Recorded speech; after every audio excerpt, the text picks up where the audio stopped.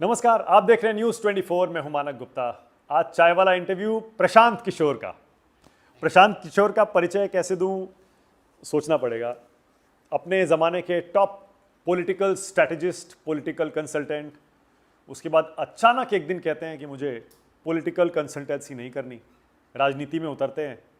पहले 2 साल बिहार के अलग अलग ज़िलों में जाते हैं, गाँव में जाते हैं, धूल खाते हैं और अब अपनी नई पार्टी बनाने जा रहे हैं। राजनीति में फुल फ्लेजेड उतरेंगे, वो भी अपने दम पर। बहुत स्वागत पहले तो आपका प्रशांत किशोर, चाय वाला इंटरव्यू में। धन्यवाद। मतलब जो आपने इंट्रोडक्शन दिया, मैं अपने दिमाग में कभी पॉलिटिकल कंसल्टेंट था ही नहीं। I was always a political aide to people और parties who choose to work with me. और जहाँ तक आपने ये कहा कि अचानक से वो छोड़ा, कुछ नया करने लगे, हाँ। उस बात में भी कोई बहुत दम नहीं है। इसलिए ये लोगों को लगता है कि मैं पहले कुछ बहुत अलग करता था और आजकल मैं कुछ अलग कर रहा हूँ, अपनी पार्टी बना रहा हूँ, नेता बन गया हूँ। ऐसा कुछ नहीं है। काम मैं विशुद्ध तौर पर वही कर रहा हूँ जो पहले करता था। पहले मैं ये काम नेताओं के लिए, दलों के लिए करता था। उनको बताता था कि किस तरह से संगठन को बेहतर बनाया जा सकता है, किस तरह की स्ट्रेटजी आप अपना सकते हैं, कैसे लोगों को चुनाव लड़ा सकते हैं, क्या आपके मुद्दे होने चाहिए, आपका मैनिफेस्टो कैसा होना चाहिए, आपके भाषण कैसे होने चाहिए। अब वही काम मैं कर रहा हूं, लेकिन फ़र्क बस इतना है कि अब वो दल और नेता को छोड़कर ये काम मैं अब बिहार की जनता के लिए कर रहा हूं। और 2 साल मैंने तय किया कि बिहार के पहले गांव-गांव घूमूंगा। तो मैं जिलों में नहीं रहता हूं, मैं गाँव में रहता हूँ। और करीब 5300 गाँव में हम लोग गए, वहाँ रहे, वहीं पे रहते ही हैं।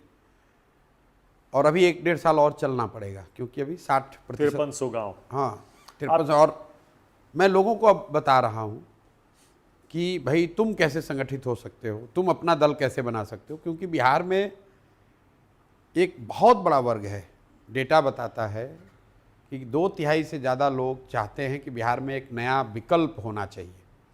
वो विकल्प क्या होना चाहिए, कौन होना चाहिए। ये कौन सा डेटा है? ये सर्वे आपने कराया? नहीं, सारे सर्वे आप भी करा के देख लो। आप ऐसे रैंडम भी जाके रोड पे पूछ लो। हम अपना सर्वे बोलेंगे तो उसमें तो बायसनेस होगी। 2/3 से ज़्यादा लोग ये चाहते हैं कि बिहार में नया विकल्प होना चाहिए। वो लोग भी जो जदयू के, आरजेडी के, भाजपा के समर्थक वोटर हैं, वो भी चाहते हैं कि कुछ नया होना चाहिए। इसका मतलब ये नहीं कि वो प्रशांत किशोर को चाहते हैं, इसका मतलब ये नहीं कि वो जनसुराज को चाहते हैं। वो बिहार में बदलाव चाहते हैं। और ये इतना सरप्राइजिंग नहीं होना चाहिए। क्यों भी 30-35 साल एक ही तरह की व्यवस्था देखने के बाद, जब बिहार आज से 30 वर्ष पहले भी देश का सबसे गरीब और पिछड़ा राज्य था और आज भी देश का सबसे गरीब बड़ी और गहरी बात कह रहे हैं। नहीं, बिल्कुल मैं आप लालू के 15 साल और नीतीश के 15 साल को इक्वेट कर रहे हैं, बराबर बता रहे हैं। बिल्कुल इक्वेट कर रहा हूँ। क्योंकि जनता की नज़र में लालू का राज, प्रशांत किशोर का राज, नीतीश का राज से मतलब नहीं है। डेटा हार्ड फैक्ट यह है कि 1990 में जब लालू जी मुख्यमंत्री बने तो उस समय बिहार देश का सबसे गरीब, पिछड़ा, निरक्षर, भुखमरी, पलायन वाला राज्य था। 15 साल के लालू जी के राज के दौरान, जिसको कई लोगों ने जंगल राज भी बताया, वो पिछड़ापन, गरीबी और बढ़ा, लेकिन बिहार जहाँ पर था वहीं रहा रिलेटिव टू अदर स्टेट्स। और 2005 से नीतीश बाबू अभी हैं, 19 साल करीब हो गए आज, और थोड़ी तरक्की उसके लालू जी के मुकाबले हुई। लेकिन बिहार आज भी देश का सबसे गरीब, सबसे पिछड़ा, सबसे अशिक्षित, सबसे ज़्यादा पलायन, सबसे ज़्यादा बेरोजगारी वाला राज्य है। हम 28 पर 1990 में भी थे, हम लोग 28 पर 2004-05 में भी थे, और आज भी 28वें नंबर पर ही हैं।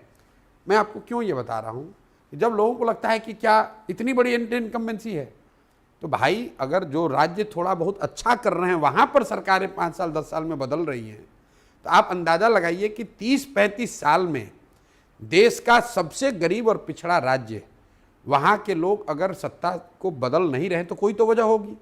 और ये वजह, एकमात्र वजह है कि लोगों के पास यहाँ वायबल विकल्प नहीं है। और विकल्प को लेकर एक ऐसी धारणा बना दी गई है कि बिहार में अगर आपकी जाति नहीं है, अगर आपके पास बाहुबल नहीं है, आपके पास बहुत पैसा नहीं है, तो आप बिहार में प्रयास नहीं कर सकते हैं। उस धारणा को जनसुराज ने तोड़ा है।